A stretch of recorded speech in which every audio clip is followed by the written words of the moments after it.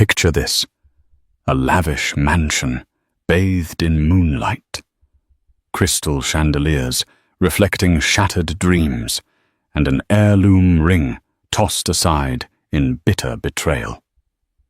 Billionaire Alexander Reeves, once the envy of high society, has just done the unthinkable.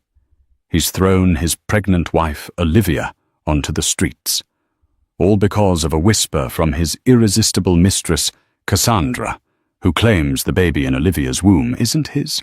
Yet beneath the sparkle of diamonds and the hush of secrets, one final twist waits in the maternity ward.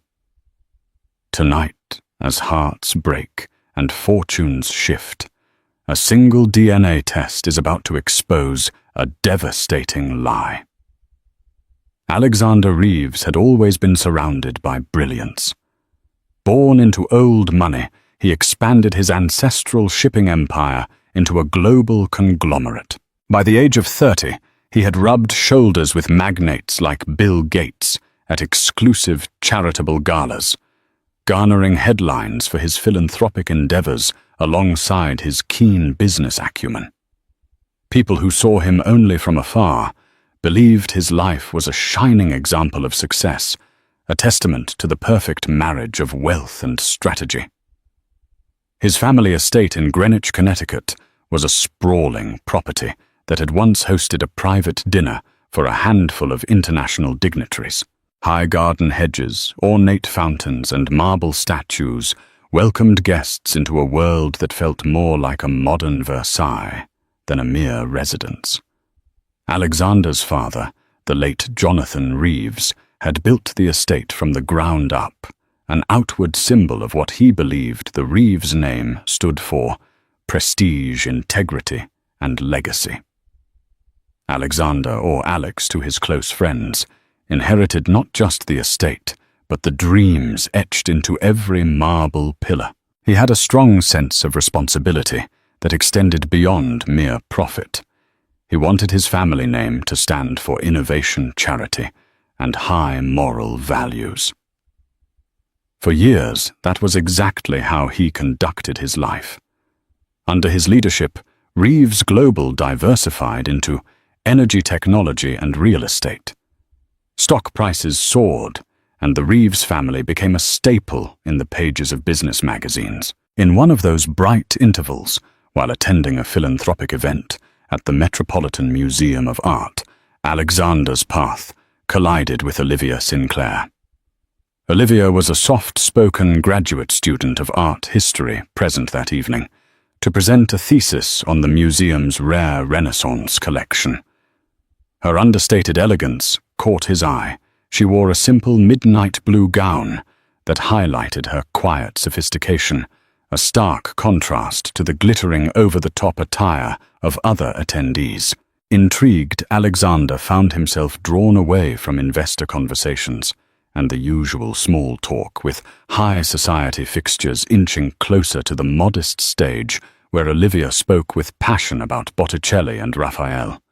Despite living in a sphere of powerful men and cunning socialites, Alexander had never found anyone who touched him on an intellectual and emotional level. But listening to Olivia's voice, he felt something shift in his chest, a subtle awakening. Their first conversation was awkward. He introduced himself with more nervousness than he'd ever shown at board meetings. Olivia, unaccustomed to the attention of someone so prominent, blushed but held her composure. Over the next weeks, chance meetings turned into deliberate visits. Soon they were courting in a haze of late-night phone calls, secret glances across crowded rooms, and stolen weekends in the Hamptons. Olivia wasn't born into wealth. Her father was a retired school teacher, and her mother stayed at home, dedicating her life to her children's upbringing. The Sinclair family's warmth and genuine affection touched Alexander, who found respite in their cozy suburban home, a stark contrast to his own life of grandeur. He admired Olivia's strong moral compass and her unwavering sincerity.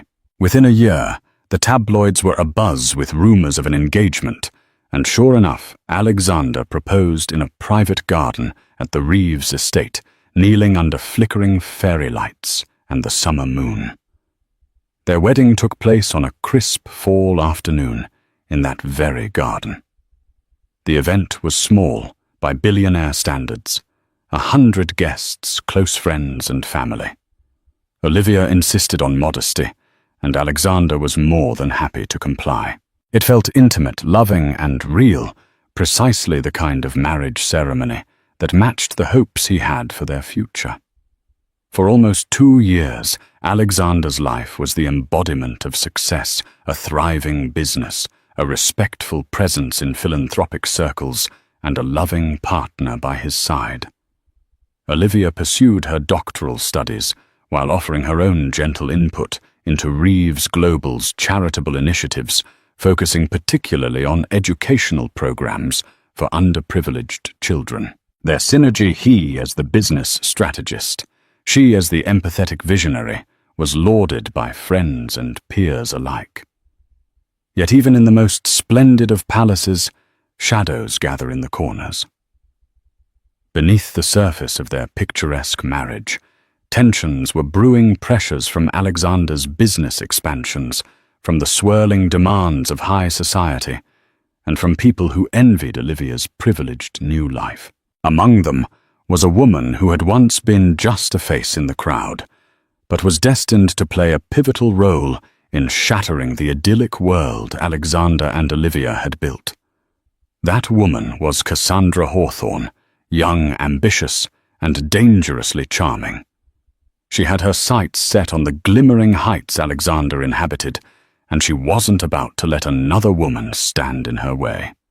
A few months after their second wedding anniversary, Olivia discovered she was pregnant. Overjoyed, she planned a discreet surprise for Alexander, carefully arranging an ultrasound photo inside a handwritten card. She expected her husband to be thrilled. He had spoken often of wanting a big family, reminiscent of his own upbringing.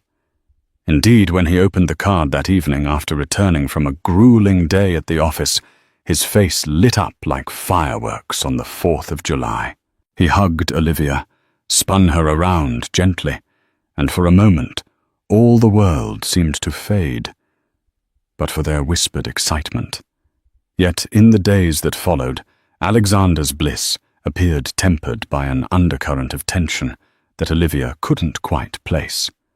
At first, she chalked it up to the demands of his sprawling empire. Reeves Global had acquired a significant stake in a tech startup, rumored to be on the verge of a medical breakthrough, and the media attention was relentless. Investors hung on every word Alexander said, and any misstep could lead to catastrophic financial loss. The stakes felt higher than ever. In the midst of these pressures, Alexander's behavior toward Olivia began to shift. He started coming home later than usual, sometimes past midnight. When Olivia voiced her concern, he'd assure her it was just a rough patch at work. But there was a distant something intangible that began to wedge itself between them. She would find him sitting in his private study, staring at documents or on hushed phone calls that ended abruptly the moment she walked in. One evening, while organizing Alexander's desk, something she rarely did, but she wanted to help him reduce clutter, Olivia stumbled across a small silver key. It didn't fit any lock in the mansion or the office that she knew of. Curiosity pricked at her, and a sense of unease fluttered in her stomach. She placed the key back in the drawer, resolving to trust her husband. Yet the discovery lingered in her thoughts, stirring questions she wasn't ready to confront. While Olivia was navigating this new emotional turbulence, Cassandra Hawthorne made her unassuming entrance into their marital narrative. She was introduced to Alexander by a mutual contact at Reeves Global.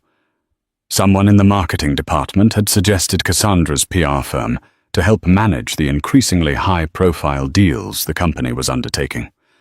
An initial meeting in the swanky lounge of the St. Regis Hotel had Alexander intrigued by her confident demeanor and her seemingly vast network of media connections.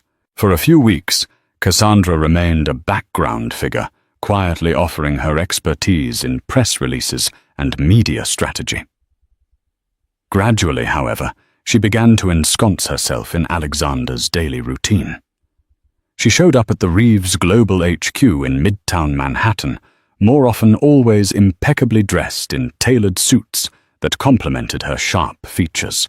She knew just how to lean in, how to toss her hair, and give Alexander a fleeting smile that stirred a man's desire for admiration and respect. Where Olivia was gentle and subdued, Cassandra was flamboyant and charming. She was the type to waltz into a room and immediately own it. Beneath that veneer of professional brilliance, though, was an ambition that bordered on predatory. She spotted Alexander's vulnerabilities, his stress over the looming corporate deals, his yearning for something undefined, his frustration with not being able to be the ideal husband 24/7. She made herself indispensable, offering a sympathetic ear when he ranted about near-impossible deadlines, boardroom politics, or even inconsequential arguments with Olivia over dinner. He confided in Cassandra in ways he had long neglected to do with his own wife, and while there was nothing overtly physical between them at first, emotional infidelity was a storm gathering on the horizon. Alexander told himself he simply admired Cassandra's drive, that her presence was a breath of fresh air amid a life burdened by constant responsibilities. He convinced himself that it was just professional synergy, an alignment of minds in a cutthroat business world. Olivia, however, could sense the shift in the atmosphere as though a cold breeze had slithered into the house. Their once vibrant conversations at the dining table dwindled.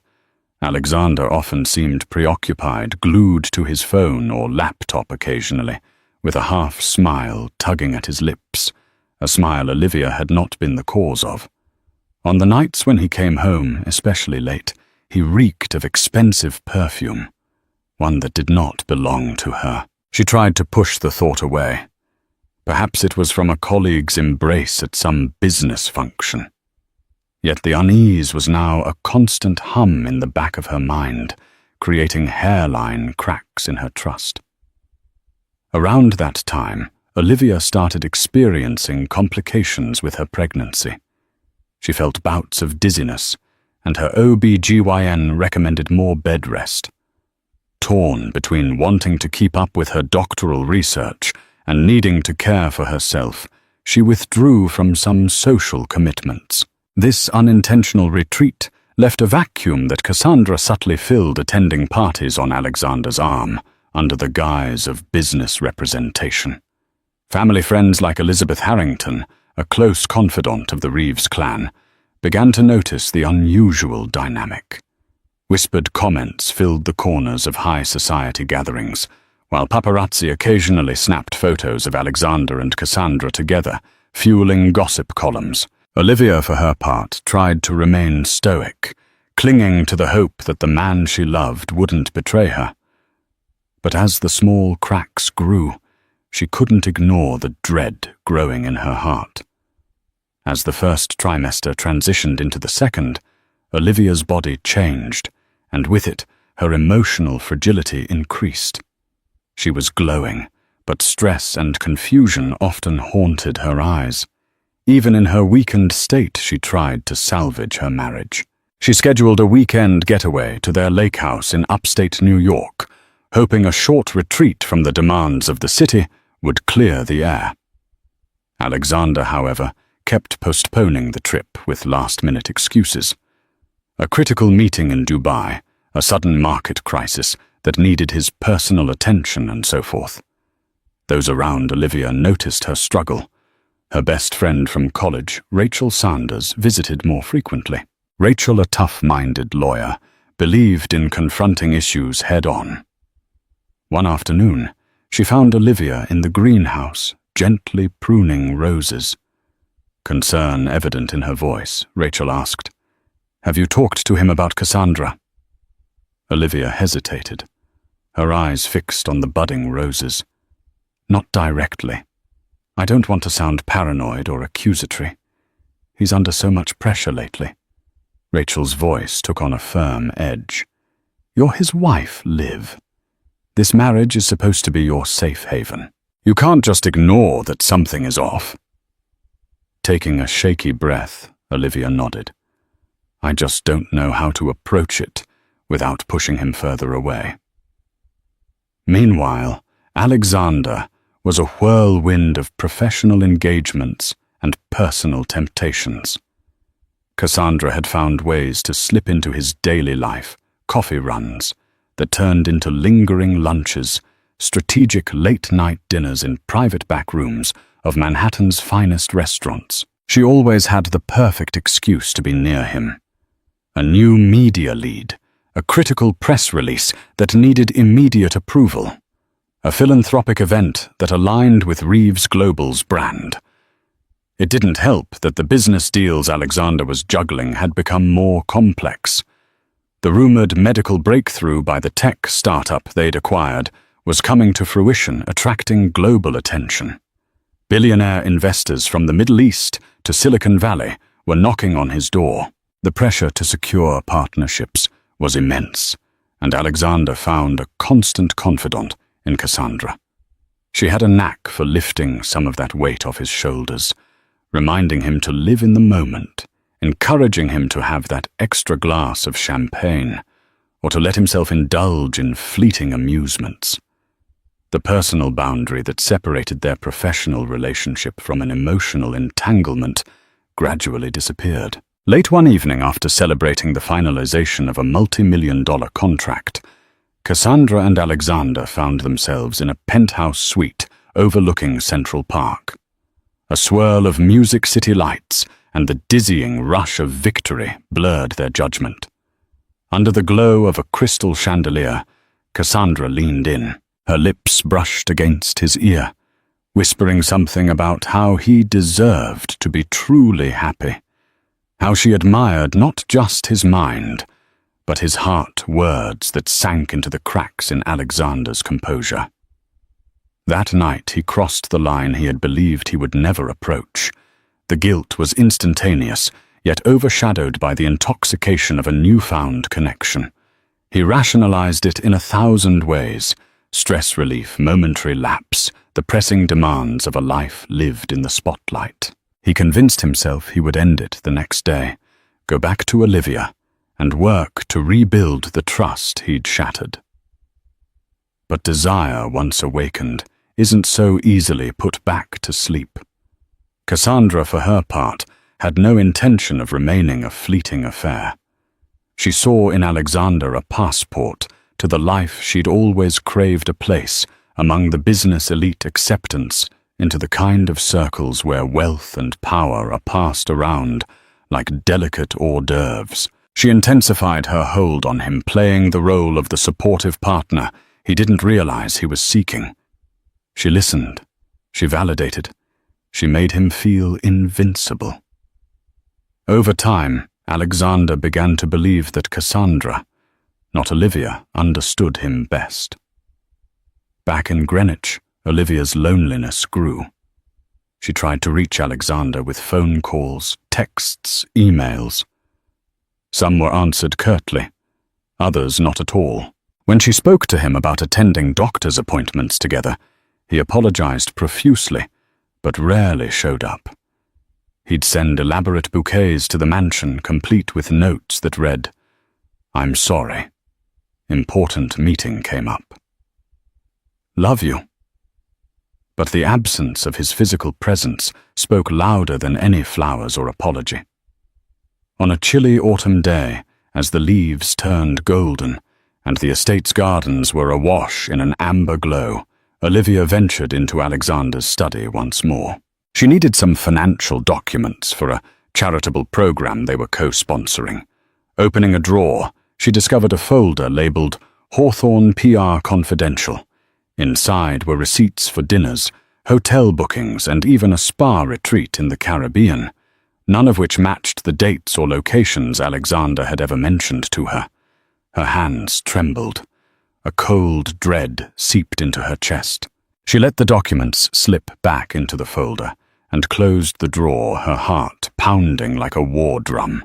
Confrontation was now inevitable.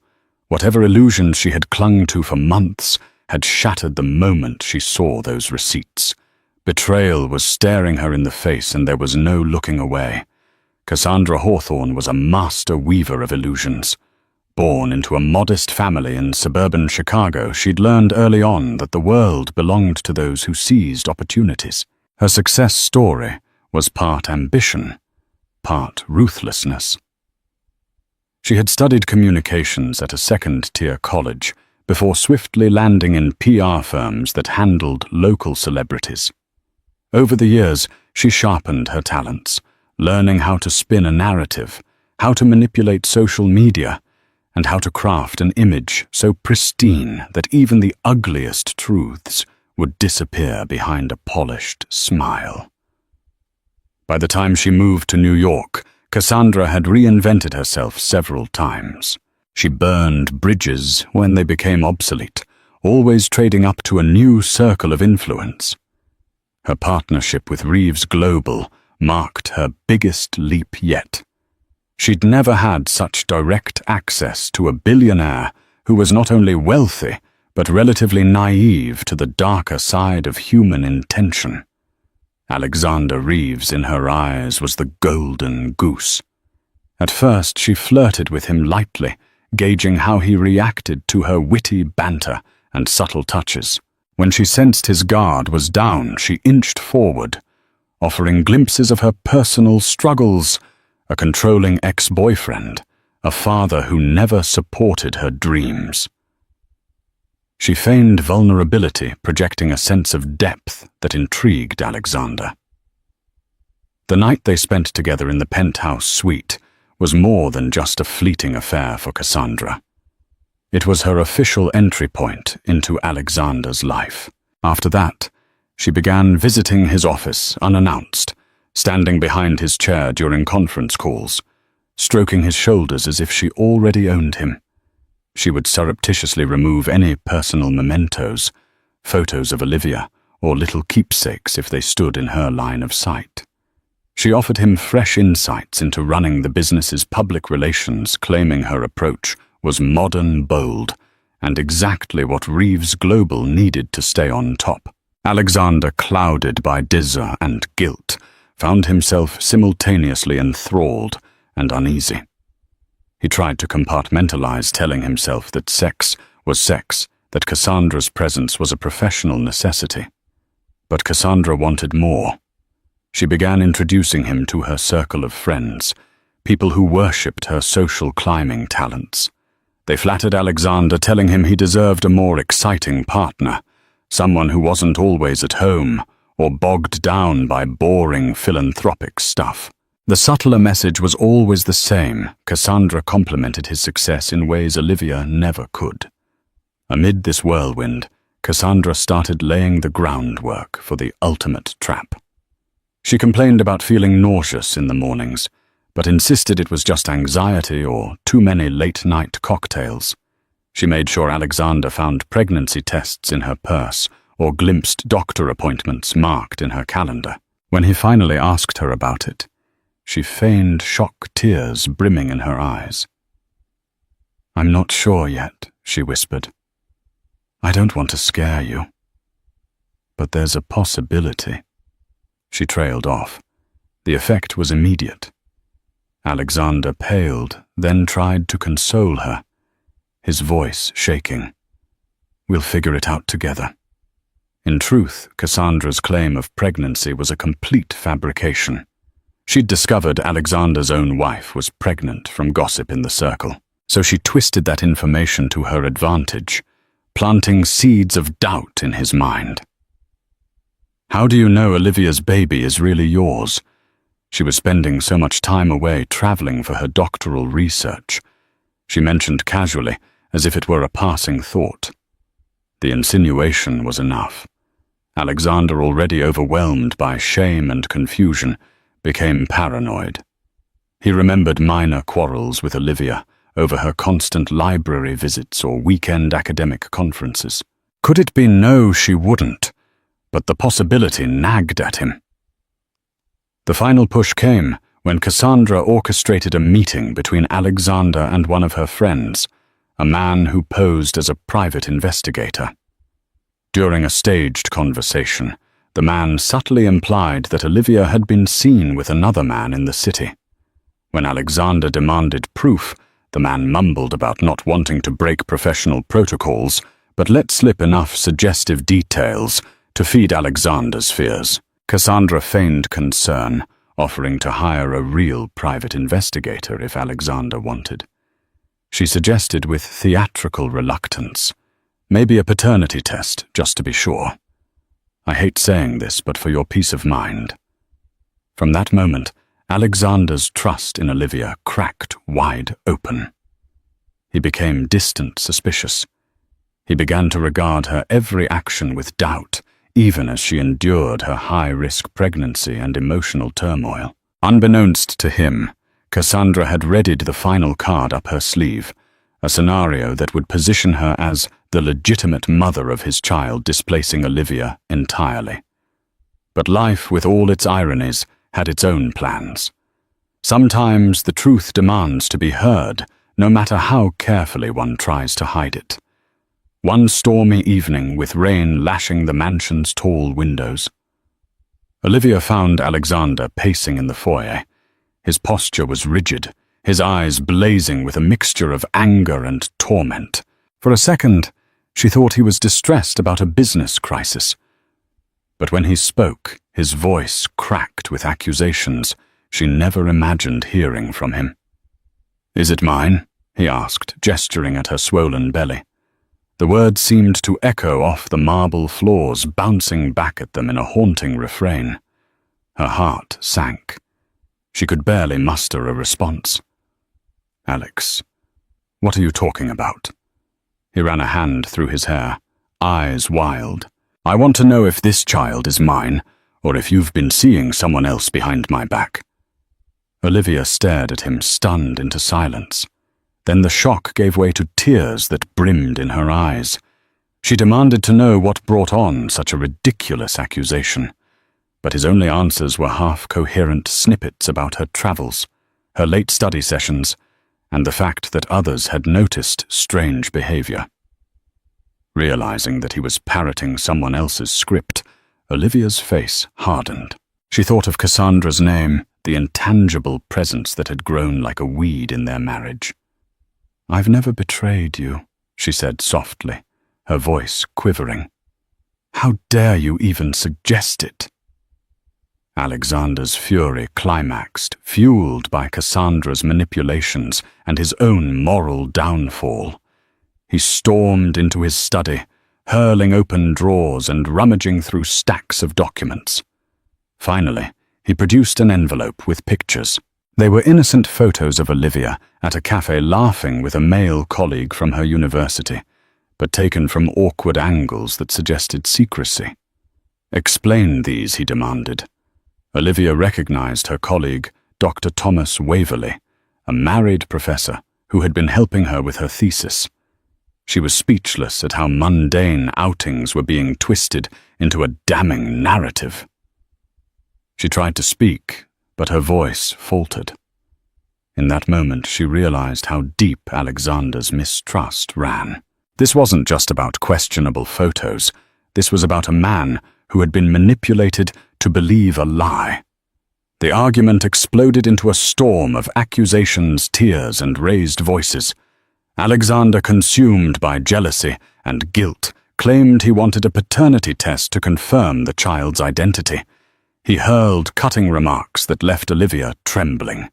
In her heartbreak and anger, she confronted him about Cassandra. She brandished the folder she'd discovered weeks before, demanding to know if he'd been faithful. Faced with the evidence of his clandestine dinners and trips with Cassandra, Alexander flinched. He stuttered. "It's not what it looks like in that classic refrain used by unfaithful partners who can't formulate a better lie." Olivia's eyes shone with tears, each drop reflecting the betrayal she felt. "You have no right to question my fidelity," she spat, her voice cracking. When you've clearly forgotten your vows? Something about her direct accusation snapped the last thread of Alexander's composure. Feeling cornered both in his moral failings and emotional confusion, he reacted in the cruelest way possible. He demanded she leave. "This is my home, my estate," he said, his tone icier than the torrents of rain outside. "If you can't prove your loyalty, then get out." For a moment, Olivia stood still, her breath hitching. She waited for him to realize the insanity of his words, for the old Alexander to reappear, the one who cherished her. Instead, he turned away, burying his trembling hands in his pockets. She saw the faintest hint of remorse in his eyes, but it was overshadowed by stubborn pride and the illusions Cassandra had woven. Determined to preserve her dignity, Olivia packed what she could in a single suitcase. She refused to beg or plead.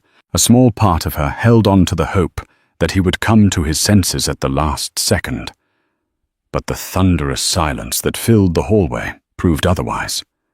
She paused in front of him, her head held high despite the tears on her cheeks. "I didn't betray you," she whispered, her voice catching. "You're throwing away something real for a lie. One day you'll regret this." She left the mansion, stepping into the swirling storm, with nothing but her unborn child, and a heart full of unanswered questions. Alexander watched from the front door, thunder cracking overhead. A cold dread seeped into his chest, but he hardened himself against it. He closed the door to the raging storm, and unwittingly to the woman who had loved him without question. In the weeks following her abrupt expulsion from the Reeves estate, Olivia retreated to her parents' modest home in suburban Connecticut. The house was a far cry from the opulent mansion she had grown accustomed to. It smelled of freshly baked bread and old wooden furniture. Sunlight streamed through lace curtains onto well-worn carpets, a comforting tableau from her childhood. For her parents, Robert and Margaret Sinclair, seeing their daughter so distraught and heavily pregnant brought forth both protective anger and gentle compassion. They offered her the master bedroom while they moved to the smaller guest room. Robert, a retired schoolteacher, spent his days reading to her in hushed tones, hoping to stave off the dark clouds that hung around her. Margaret brewed chamomile tea and prepared her favorite meals, careful to ensure Olivia got the nutrients she needed. But despite their tender care, Olivia sank into bouts of tearful silence. She had never expected her life's fairy tale to unravel so tragically. Meanwhile, at Reeves Global, Alexander's life was a torrent of conflict and regret. Though he had forced Olivia out, he couldn't stop thinking about her. At night, he found himself staring at her side of the bed, where an indent in the mattress still reminded him of how she slept curled up against him. However, whenever the guilt crept too close, he forced it back with Cassandra's help. She was a constant presence now, cooking him breakfasts in the mansion's gleaming kitchen, lounging in a silk robe in the morning sunroom, even redecorating certain rooms to her taste. Yet Alexander couldn't shake a gnawing sense of unease. He had demanded a paternity test from Olivia, but now she was gone. He told himself that if she truly had nothing to hide, she would have agreed. Yet part of him recognized he'd been monstrously unfair, accusing a faithful wife of infidelity while he himself had crossed the boundaries. That dissonance built a wall in his chest, a heaviness he carried into every boardroom meeting and philanthropic event. Cassandra took advantage of his vulnerability. She began dropping hints about her own pregnancy, though she never produced any actual medical records or sonogram images. "You know, if I really am pregnant, we'll need to start thinking about the baby's future," she murmured one evening, stroking Alexander's arm. "We can raise our child in a home free from all the drama." The The illusions she spun around a happy family life with him at her side were potent. But Alexander, despite his turmoil, was no fool. He started to notice inconsistencies in Cassandra's narratives, appointments she claimed to have, but never actually attended mornings. She announced bouts of nausea, but was perfectly healthy later in the day. Amid this internal struggle, Alexander received an unexpected call from Elizabeth Harrington, a long-time family friend who had known him since childhood. Elizabeth, known for her no-nonsense demeanor, asked to meet him at a quiet cafe in Manhattan's Upper East Side. Curiosity piqued, he agreed, hoping she might offer some insight or at least a distraction from the chaos of his personal life. When he arrived, Elizabeth wasted no time. She slammed down a series of photos on the table Cassandra in compromising positions with a man clearly not Alexander. One of them showed Cassandra intimately close to the so-called private investigator who had fed Alexander lies about Olivia. Elizabeth's lips thinned in anger. "I got these from a reliable source who has been watching Cassandra Hawthorne for a while. She's not who she says she is, Alexander." Confusion and rage warred in his eyes. "Where did you get these? That's not important. What is important is that you see for yourself. The woman manipulated you. She arranged a con, Alex, and you fell right into her trap. She's exploiting your vulnerabilities, and you threw away Olivia in the process." Shame flooded Alexander, mingling with a surge of defensiveness. He demanded an explanation, any reason that might exonerate him. But the more he asked, the deeper the pit he dug himself into. He recalled the forced investigator meeting the suspicious receipts for exotic spa treatments that never quite matched up to any pregnant woman's routine, and the seeds of doubt Cassandra had planted in his mind about Olivia. The picture was becoming brutally clear. Yet the final blow came later that night, when Cassandra, oblivious to Alexander's new knowledge, let slip a detail about a checkup she was supposedly attending. The date she gave clashed with an evening business event she had attended with him in Chicago. She tried to backtrack, but the damage was done. Realizing her slip-up, Cassandra tried to seduce him to distract him from the truth, but he pushed her away, eyes dark with betrayal. "What's the truth, Cassandra?" he asked, voice trembling with suppressed fury. She tried to conjure another lie, but her expression faltered. In a last-ditch effort, she pinned the blame on Olivia. "That woman never deserved you. She's nothing compared to you." Her words only fueled Alexander's revulsion. He saw now how expertly she'd manipulated him, and how willingly he had let it happen. Anguish twisted in his gut as he realized he had lost the woman who truly loved him, all for a seduction built on deceit. Cassandra, sensing the end, tried to appeal to his guilt tears, streaming down her face, but the sincerity of her breakdown was lost on him. In that moment he knew he had to cut ties with her if he wanted any chance at salvaging his life and reclaiming a modicum of self-respect. Olivia's pregnancy complications grew more severe in her third trimester. She experienced high blood pressure and frequent spells of dizziness. Her obstetrician warned that she was at risk for preeclampsia, urging her to take it easy and remain under close medical supervision. Despite her heartbreak, Olivia tried to remain focused on her unborn child. She clung to the hope that the baby would be her solace, a ray of light in her darkest hour. Late one night, about 6 weeks before her due date, Olivia woke to severe abdominal pain and alarming cramping. Alarmed, her parents rushed her to Mount Sinai Hospital in Manhattan, one of the best facilities for high-risk pregnancies. The doctors diagnosed her with preterm labor, likely induced by the immense stress she had been under.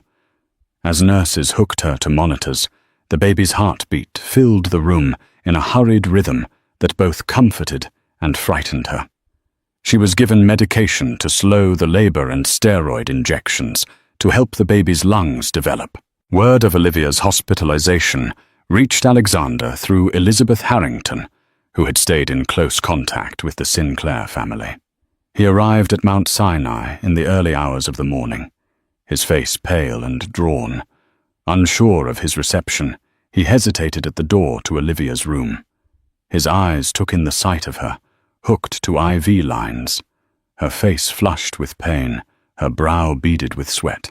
The memory of throwing her out and doubting her fidelity haunted him, making each step toward her bedside feel like walking on shards of glass. Robert Sinclair intercepted him. The older man's eyes blazed with protective anger.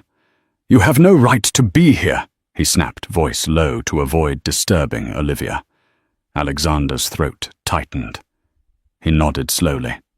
"You're right. I don't. But I need to see her to apologize to be here if she needs anything." Margaret, who had emerged from the hallway, placed a hand on her husband's shoulder. Her voice was tired, but still gentle. "If Olivia asks you to leave, you must respect that."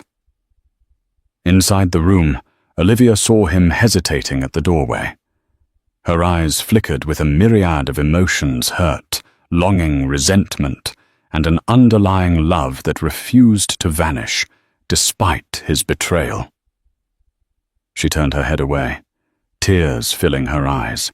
Yet something in her core told her that letting him see what he had done to her might finally bring closure, or at least clarity. Alexander approached slowly, tears in his own eyes. "I'm sorry," he whispered, his voice raw. "I've been a fool." "Cassandra," she lied. "I have proof." He broke down, explaining the manipulations, the forged photos, the false pregnancy claims. "I let my own guilt and her lies twist my mind against you." "I'm so sorry, Olivia." His confession washed over her like a wave. She had suspected as much, but hearing it from his lips forced her to confront the bitterness inside her. Emotional exhaustion combined with the physical pain left her unable to respond with anger. She simply nodded, tears leaking from the corners of her eyes. "I don't know what to say," she finally managed. "I don't know if sorry is enough for what you've done." Before Alexander could respond, a sharp pain seized Olivia, forcing her to clutch her stomach. Machines beeped wildly as the nurse rushed in to check on her. The baby's heart rate was dropping, a dangerous sign. Within minutes, doctors converged on the room, deciding an emergency C-section was necessary. Olivia was wheeled away, leaving Alexander in the hallway, numb with fear and guilt. The waiting felt like an eternity. Alexander paced the corridor, ignoring the stares from Margaret and Robert, who couldn't quite bring themselves to forgive him either. Finally, a doctor emerged, removing his surgical mask. "She's stable, and the baby's delivered," he announced. "A boy. Born premature, but breathing on his own. We're taking him to the NICU for further monitoring." A rush of relief and gratitude swept through Alexander. He asked if Olivia was okay to see him. The doctor nodded, cautioning that she needed rest. As he entered the recovery room, he found Olivia pale, her eyes fluttering open. The exhaustion etched into her face was rivaled only by the stoic determination that came from safeguarding her baby. When she saw Alexander, she offered a weary nod. After a series of post-op checks, Olivia agreed to let him accompany her to see their son in the NICU. Tiny, wrapped in tubes and monitors, the infant still managed to grip his father's finger with surprising strength. Alexander's eyes welled with tears as he whispered, "He's perfect. He looks like you." When the nurse offered the chance for a paternity test, emphasizing that it was standard procedure for certain NICU protocols. Alexander's heart lurched. Anxiety warred with a desperate yearning for vindication for both of them. Olivia turned to him, her voice soft yet resolute. "Let's do it. You wanted proof. Now you'll have it."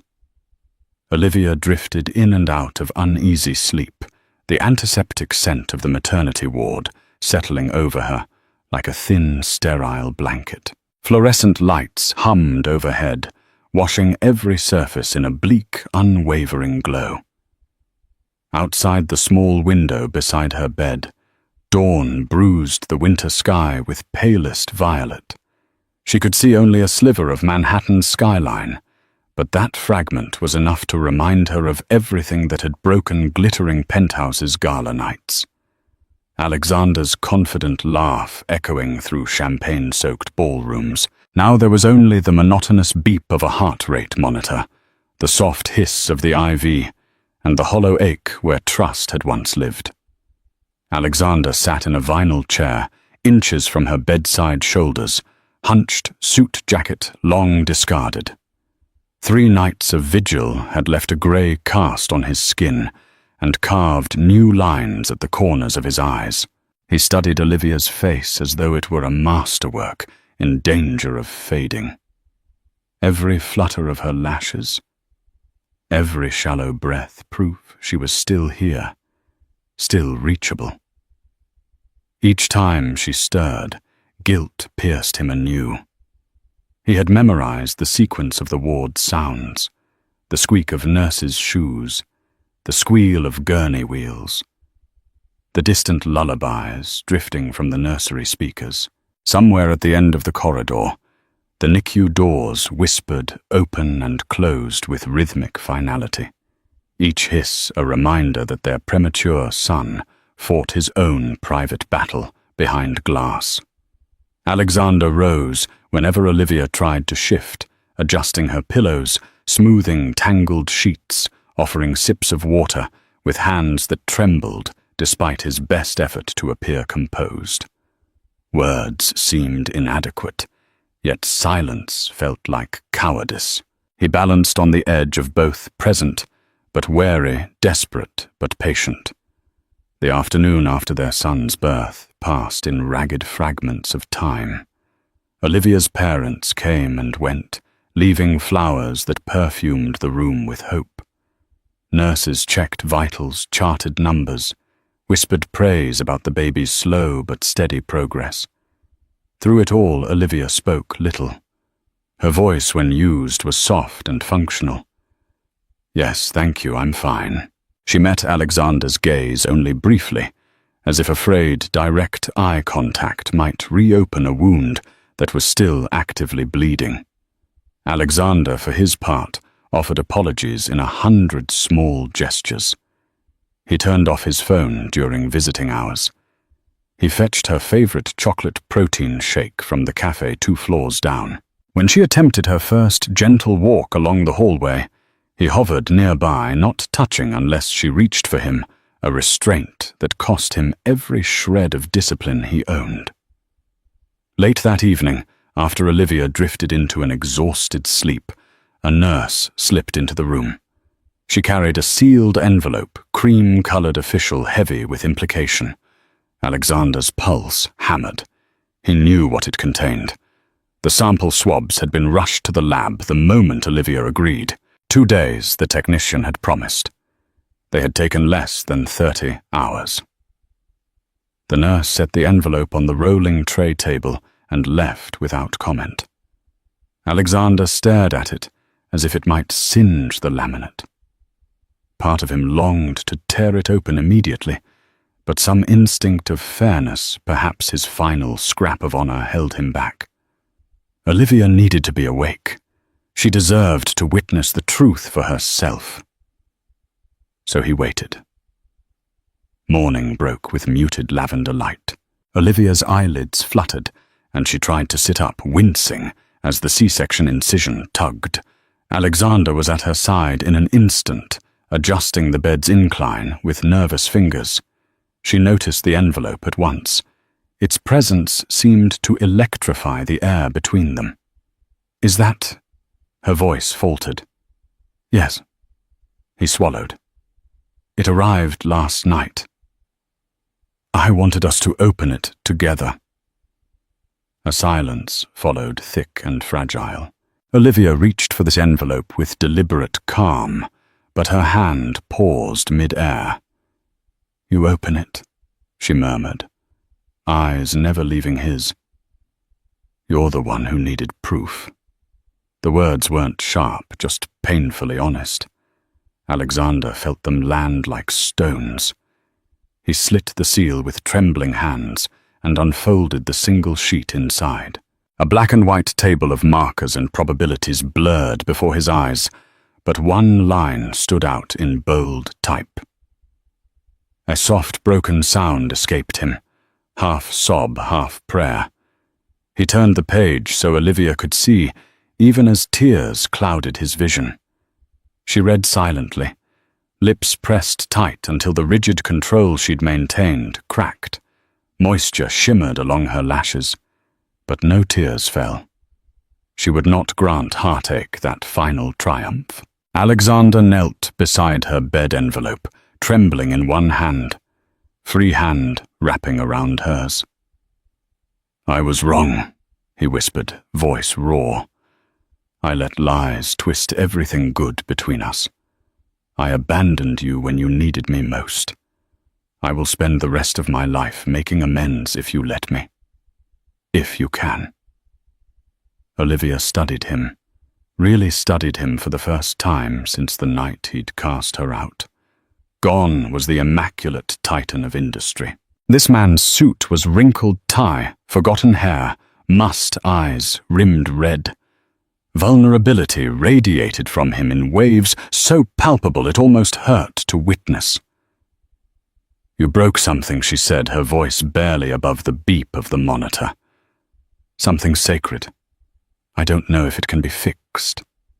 She squeezed his hand, not in forgiveness, but in acknowledgement that the conversation was not yet over. But our son deserves two parents who can look each other in the eye without bitterness. Hope, cautious, tremulous, lit Alexander's features. Then we start there. With him. That afternoon, they entered the neonatal intensive care unit together. The world narrowed to a soft cocoon of beeping machines and incubators glowing with gentle amber light. Their son, only 3 pounds and change, slept beneath a tangle of tubes and wires, chest rising in quick hummingbird gulps. A knitted blue cap donated by a volunteer perched on his head, like a crown too large for its monarch. Olivia's breath hitched. Alexander instinctively wrapped an arm around her, but paused at her slight stiffening. Instead, he offered his forearm for support. She accepted, leaning just enough to take weight off her incision while keeping a fractional distance. A nurse encouraged them to place a hand through the porthole and let the baby curl his fingers around theirs. Alexander's throat closed when the tiny hand, no larger than his thumb, clenched with surprising strength. Warmth, real, visceral, flooded him. This life was theirs, a truth, no doubt, no rumor could erode. Olivia watched father and son, one tear finally slipping free. She brushed it away quickly, but Alexander saw. He didn't speak. Some hurts required silence to breathe. The following morning, Alexander left the hospital briefly. He returned to the Greenwich mansion, now unbearably hollow, and summoned the head of security. Cassandra's access codes were deactivated within the hour. He drafted a terse termination letter informing her, PR firm, their contract was void due to breach of ethics. Her belongings, silk robe, perfume bottles, a pair of crystal-beaded stilettos, were boxed and shipped to an address she'd once bragged about. He placed the DNA results on top sans note. There was nothing more to say. The press, already buzzing with rumors, latched onto photos leaked by Elizabeth Harrington. Cassandra's fabricated empire collapsed almost overnight. Alexander didn't follow the headlines. Public vindication felt hollow next to the private wreckage he'd caused. He sold the Manhattan pied-à-terre where he and Cassandra had met the Board of Temptation. The proceeds went directly into a trust fund under Olivia's sole control security for their son, regardless of what became of Alexander's contrition tour. Back at the Sinclair home, Olivia's world rearranged itself around midnight, feedings, pumping schedules, and whispered consultations with pediatric specialists. Alexander visited daily, but never unannounced. He texted first May. "I come at 2. Brought the prenatal vitamins you like and accepted." No with grace when Olivia needed space. He learned diaper folds, burping rhythms. The delicate art of swaddling. He burned through business podcasts during late-night rocking shifts, believing efficiency could coexist with cradle songs. Once Olivia found him asleep upright in an armchair, their son snoozing against his chest, Alexander's tie serving as an impromptu pacifier strap. The sight cracked something in her she hadn't realized was still frozen. They began speaking not about betrayal at first, but about practicalities, sleep schedules, medication dosages, whether to use cloth or disposable. Conversations grew inch by inch to include memories of their courtship jokes about Alexander's disastrous first attempt at homemade pesto. Olivia's longing to finish her doctorate. Pain surfaced too sharp and unpredictable, but they faced it sometimes in hushed tones after her parents slept, sometimes through the safe proxy of the couple's therapist, Alexander insisted they see. Spring returned, and with it the lilacs that once framed their engagement. Alexander knelt again, not with diamonds, but with sincerity worn shiny by a year of humility. He asked not for absolution, but for the chance to keep trying. Olivia, holding their son, now sturdy laughing curls ruffling in the breeze, met Alexander's gaze. She saw the daily proofs, consistent presence therapy appointments never missed. Corporate receptions declined if they pulled him from bedtime stories. Day by day, she said, voice sure. No grand promises. We build the bridge stone by stone. He accepted her terms gratefully, understanding that true forgiveness is not a gift, but a discipline, practiced, renewed, earned. On the final night before Olivia agreed to visit the mansion once more, they sat on her parents' porch. Their son slept in a portable bassinet, nearby night air cool against rosy cheeks.